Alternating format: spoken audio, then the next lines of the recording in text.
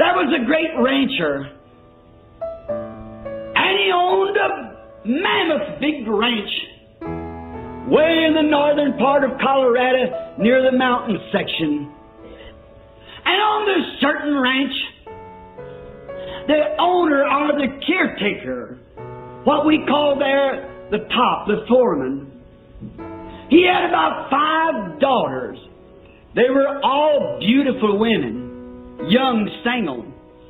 And there was a little lady there, which was a cousin to these girls, that her father and mother had both deceased. And she was brought over there to live with her uncle. And those girls, they wasn't those fancy type of frilly frocks, you know, and they just took this poor little girl and they just treated her like she was some animal. All the hard work poured right on her. She washed the dishes, she cleaned up, she fixed the bunks, she had to do it all. And they just stayed around with polished fingernails and manicure, the stuff on their lips and all fixed up, you know, just prissy. When they heard that from Chicago, the big packing company who owned the outfit, his young single son was coming to visit the ranch. Oh, did they dike out in good clothes? And did they dress and make ready for his coming? And each night the conversation would be, they were going to dance this young man and marry him, then they would own the ranch themselves, for the son would fall heir to all. So they made themselves ready. Of course, that poor little cousin, that reminds me of an offcast somewhere. You can appreciate her. She was a beautiful woman, but oh my, she was a nice little girl, but she was not even considered among them, not as a relative, not even considered. So the poor little fellow just went ahead working, and when the young man arrived, they didn't know it, but he come looking for a wife.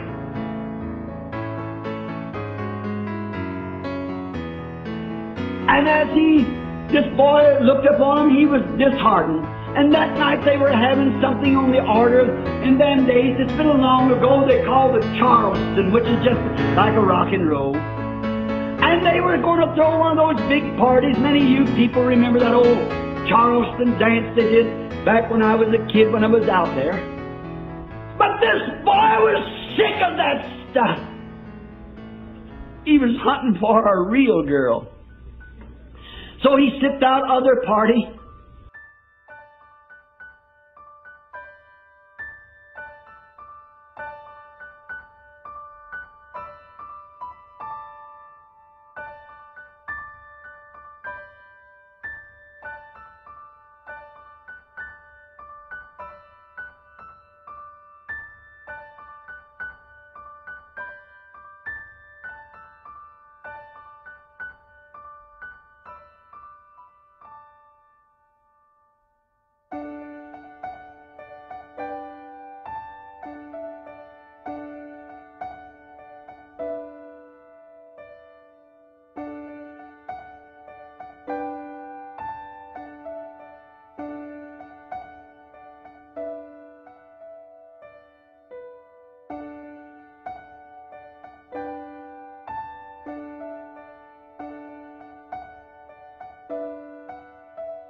Good evening.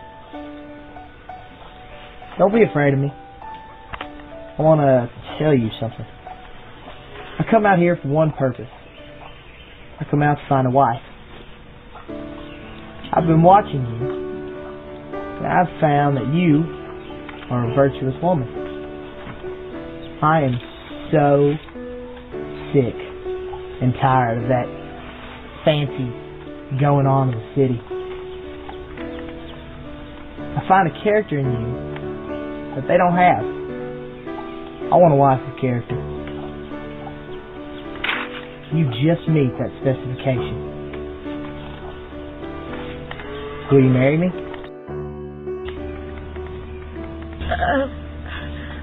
Of course I would, but I'm not worthy. Don't think of that. I'm not looking for clothes and things. Now, you make yourself ready. 1 year from this night, I'll be back to get you. Will you marry me?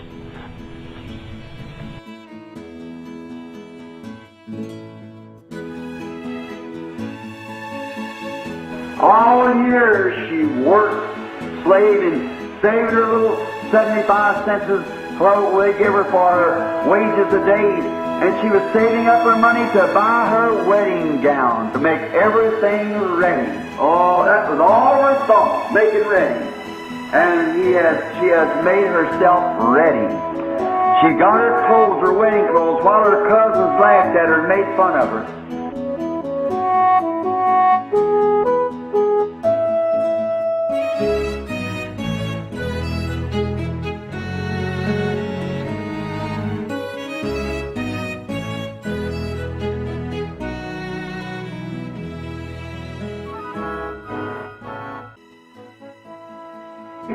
She dressed herself in her wedding garment, got all ready, cleaned up, and her little cousins come around and bowed by her and said, "Well, you silly little thing. Why, you know he didn't mean that. He wouldn't speak to or marry a girl like you." But she made herself ready anyhow.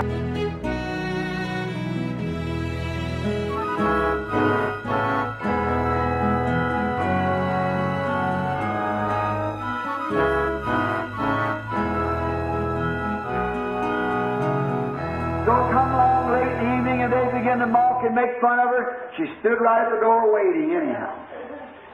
And so he said, "What time did he say he'd be here?" He said he didn't say. But said he told me tonight that he gave me the engagement ring. He said he told me it would be about 1 year from now. Therefore, I've got an hour left.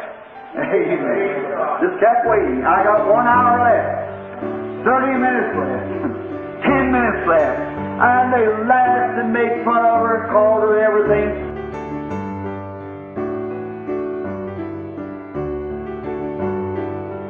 They said, "You poor little ignorant fool. Why, you know that man didn't mean that." And isn't that just exactly what they say today?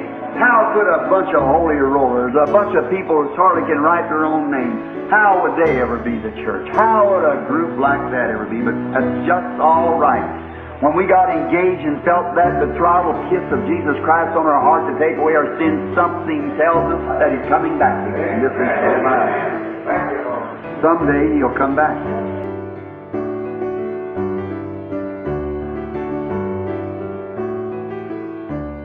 But finally, right at that crucial hour, they heard the sand turning under the wheels. The horses are coming.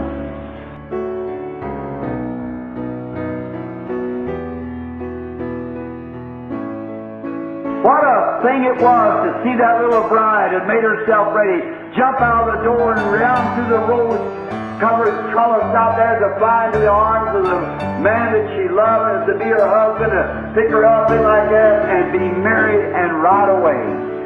Some of these days, brother, those who are making fun and saying holy roller and Pentecostal and things like that, we're awaiting. We still got a little time. They say, "Oh, there's no difference what it ever was." Don't worry. We got a little time left. And at that moment that He promised, He'll be here. Some of these days He'll take a flight and go away. Just be ready. Keep the wedding garment on. Keep all cruel out of your heart. Everything.